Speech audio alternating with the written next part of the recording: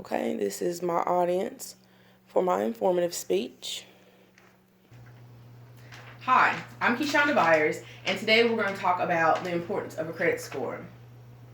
Okay, a credit score is pretty much how 3 credit bureaus see you and judge you to get whatever it is that you may want. It could be a car, it could be a loan, or it could be a credit card. Well, the typical credit score ranges from 300 being the minimum and 850 being the maximum.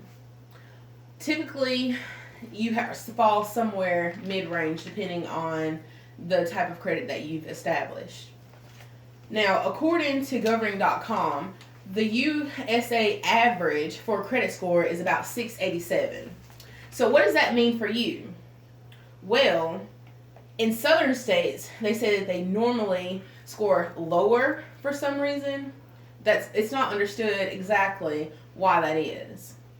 Well, those 3 credit bureaus, you have Equifax, Experian, and TransUnion. And these are who the banks look at, or whoever's doing your loan, that's who they look at to determine exactly what it is that you qualify or where your payments may lead you. Well, what is it that affects your credit score? Okay, so number 1, we have payment history. Payment history, that's the biggest thing that could affect your credit score. You could have late payments. What if you don't make a payment? Okay, all of that stuff is going to drag your credit score down. And then you have your current debts. Your current debt, that's where you stand. You have a debt ratio, as they say, your income to debt ratio. And you want to be, obviously, on the opposite end of your debt. Okay, something positive that they say affects your credit score. Now, the big banks, they want to look at your credit report, they want to look at your credit history, and they want to see a mixture. They want to see a combination of all of these things. They want to see 1 or 2 credit score reflections from other banks. That's like your inquiries. That's who's been checking in, or what credit card applications have you put in to, try to get something.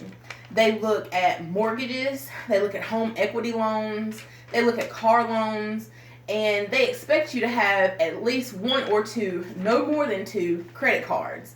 And that's what you call revolving credit. That's what keeps you in the door. Okay, I'm going to give you $500. You're going to pay that $500 back. How much are you going to use within that time? And they typically if you have a credit card, they typically want you to have a utilization rate of 35%. So that's less than half. So you couldn't have a $500 credit card limit and only be spending $450. You're going to be outside of that 35% utilization.